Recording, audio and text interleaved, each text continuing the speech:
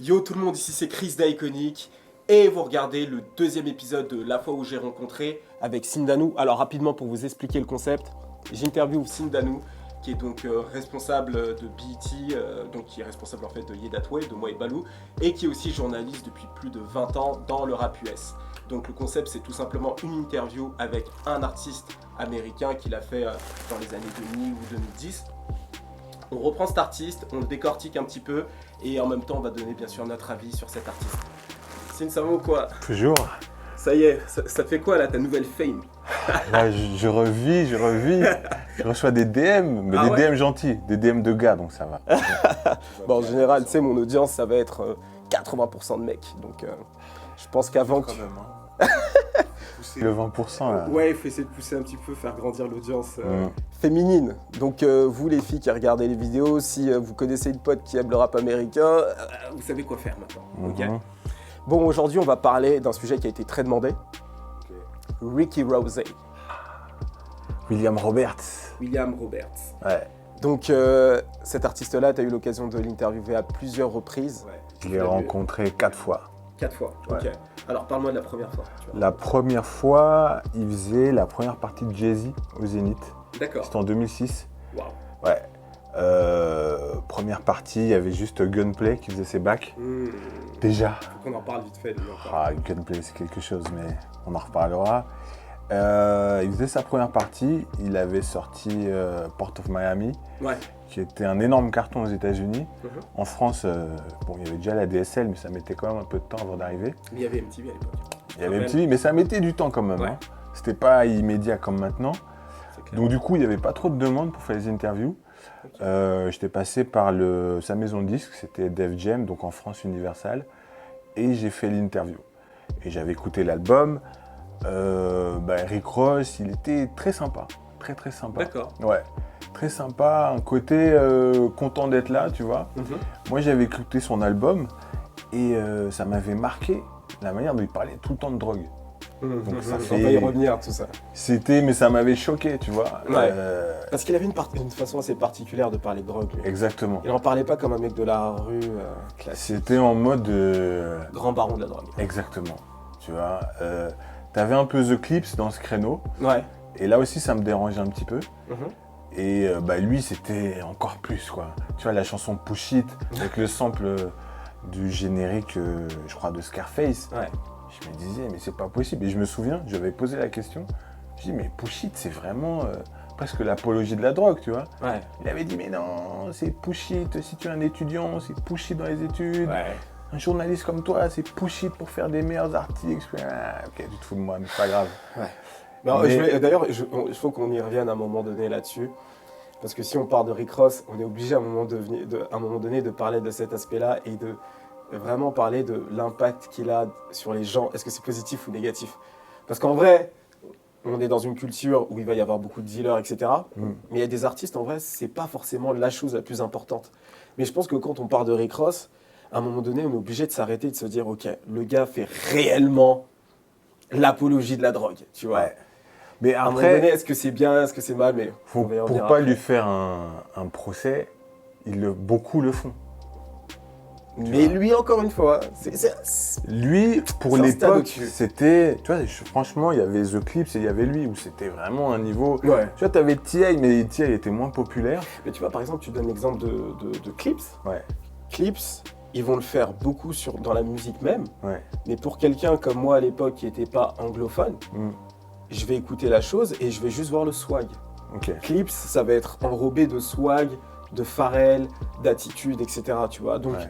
des fois, ils vont dire des choses, on va pas tout de suite comprendre. Pusha T, par exemple, le terme Pusha T, c'est sûrement pour la drogue, hein, tu vois. Exactement. Mais à l'époque, je le voyais pas comme ça, tu vois. Malice aussi. Et Rick Ross, dès le début, t'as capté que... Tout le personnage, tout Bah, était voilà. fait de manière à ce qu'il soit, Bah, voilà. qu'il soit fait comme un dealer de drogue. Et justement, moi, c'est ça dont je voulais parler, parce que du coup, tu t'es embrayé sur le sujet.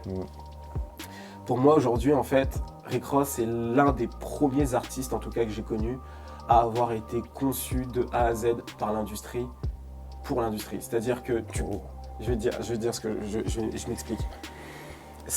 De base, c'est un artiste qui, comme tu le sais, enfin, c'est un artiste de Miami, et comme tu le sais, ce n'était pas du tout un dealer de drogue. Non. Il était loin de là. C'est-à-dire qu'il est parti de rien, il est parti juste de son talent.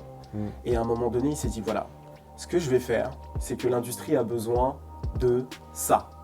Parler de drogue, parler de tout ça, ça marche bien.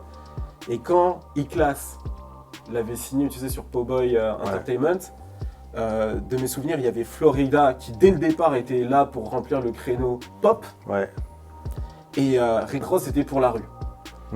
Et en fait, le truc, c'est que les deux personnages sont allés dans les deux extrêmes.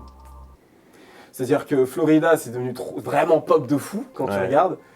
Et de l'autre côté, Rick Ross, c'était ok, on va parler à la rue, mais on va la parler à un niveau tout au-dessus, tu vois. Ouais, ça se tient. Et du coup, t'as un gars qui reprend le nom du vrai voyou Rick Ross. Rick Ross, d'ailleurs, je pense que tu le sais d'ailleurs, il a attaqué en justice. Ouais. Et de l'autre côté, il va reprendre son nom, son identité, son esthétique, et il va parler dans Hustlin, tu vois, le grand baron de la drogue. Nous ici, bon, on vole pas beaucoup de voitures, mais on deal fort, tu vois. Genre... Non, mais Rick Ross, après, il est dans la traduction, parce que je réfléchissais à son cas aujourd'hui, et je me disais, tu vois, un gars comme Biggie, c'était aussi un gentil garçon. C'est vrai? Oui, gentil garçon. Bon, il venait de Bed-Stuy, mais il a grandi avec sa mère, il n'a pas grandi avec son père, mais gentil garçon, tu as une photo où il est en uniforme, etc. Ouais, mais je me dis, tu peux... Mais il a quand même commencé à vriller vers 15-16 ans. Ouais. Il avait des amis un peu chelous, mais bon. Mais à l'origine, je me souviens, il y avait une interview où sa mère disait, ouais, mais la chanson Juicy, où il raconte, etc., elle dit, mais moi je comprends pas, quand il dit qu'il n'y avait rien dans le frigo, il y a toujours eu à manger dans le frigo. Moi j'étais institutrice, je m'occupais de tout. Donc, tu as toujours eu des rappeurs un peu mythos. Mobb Deep, les gars, ils ont fait une école d'art. Tu vois, Prodigy, quand tu le voyais, à son âme, il était tout petit. Mais c'est des gars qui avaient un entourage un peu dangereux. Mais Rick Ross, moi je trouve, il est dans cette tradition-là, mais il a été à l'extrême du truc. Il s'est fait un personnage, il a pris, comme tu as dit, la même barbe que Rick Ross, parce que quand il s'appelait Teflon, quand c'était un rappeur, je crois chez Slip and Slide, il n'avait pas de barbe, il faisait les bacs de Trina. Tu sais quoi? Il écrivait les textes de Trina, et il faut que tu retrouves le clip et que tu le mettes. Il est sans barbe, il ressemble à rien. Il était tellement moche sans sa barbe. Bon, il est toujours moche. Mais... ça, il a fait des efforts, je trouve que c'est un personnage aujourd'hui, tu vois. Esthétiquement, il est intéressant. Voilà. Tu vois ce que je veux dire? Mais là, il s'est mis la barbe, il s'est mis les lunettes, et c'était vraiment le package. Parce que Rick Ross, c'est, comme tu dis, de Freeway Rick Ross, le gros dealer de Los Angeles, qui était crâne rasé, barbu. Donc vraiment, il a fait un braquage. Alors tu vois, les gens disent, oui, 50 Cent aussi, c'est le nom d'une ancienne Kaira de Brooklyn.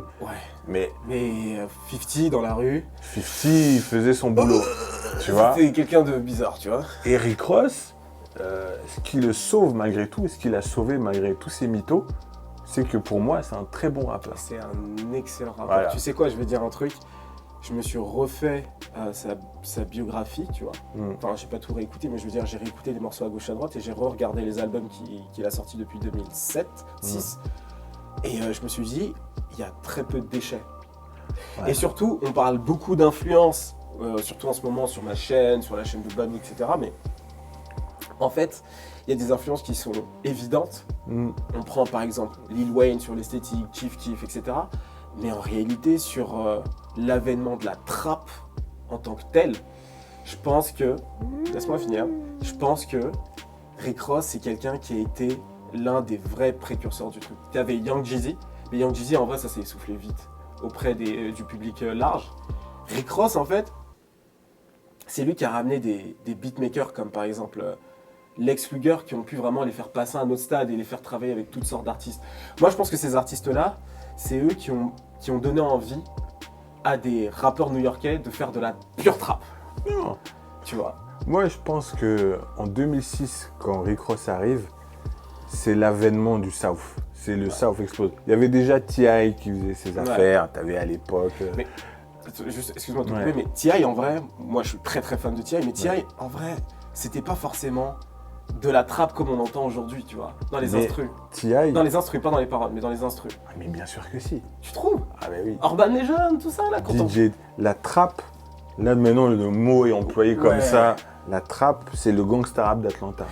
Et le gangsta rap d'Atlanta, c'est trap musique et c'est T.I. au mic et DJ Toomp au platine. Écoute, tu sais quoi? C'est Dre et Snoop. Tu sais quoi, je vais te dire un truc, j'en ai fait une vidéo pour l'expliquer ça. Mais oui. Mais en termes de Non, tu veux dire sonorité... peut-être en termes de popularité. Non mais regarde, Lil Wayne qui se met à rapper, à faire des sons comme lui, tu vois, genre des instrus, tu vois, genre type Lex Luger, tu vois de ce dont je parlais, avec les snares un peu, etc. Tout ça, French Montana qui commence à faire cette espèce de rap, tu vois très bien que c'est... Mais t'avais déjà Gucci avant. Ouais. Mais Gucci était... C'était pas populaire ici. Mais Non, Gucci c'était une légende. Mais Gucci Don't à get me Atlanta, wrong. c'est le roi. Mais en termes de mainstream, moi je Oui. trouve que Rick Ross c'est le gars qui a Oui, dans grave le- poussé les gens à faire. Ouais. C'est la première fois que tu avais des mecs de New York comme Didi qui disaient non, ce qu'il fait là-bas, le gars c'est lourd, laisse-moi je vais traîner avec lui. Non, c'est pas ça, c'est que le game a changé. À partir de 2006, enfin moi je le mets à 2006, Ouais, ce que je dis toujours, t'as l'album de Busta Rhymes, Big Bang, ouais, qui qui sort. sort avec prod de Dre, des feats avec Q-Tip, avec Marsha Ambrosius, avec Missy Elliott, tout le monde s'en fout. Ouais, Pourtant l'album est incroyable. ouais, Et puis t'as Rick Ross ouais, qui arrive, sorti de nulle part, entre guillemets, ouais. et qui cartonne. Mm. Et ben du coup, l'industrie a vu, ça marche, mais tout le monde fait ça.